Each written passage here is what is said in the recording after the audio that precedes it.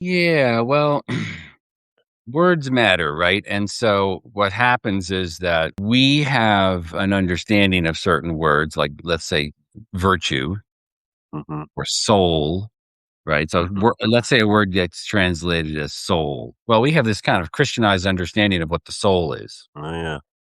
And for Aristotle, plants had souls, animals had souls, humans had souls. So it wasn't this sort of, the soul was not something that was this imparted by God and was this everlasting thing and you would go to heaven and your soul would continue to exist and all this kind of stuff, right?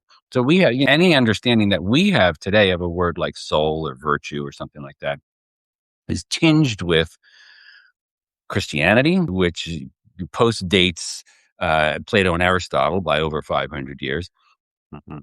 and so on. So Aristotle had a sort of a very naturalistic idea of what the soul was. It was more of the aliveness of a Mhm. living entity.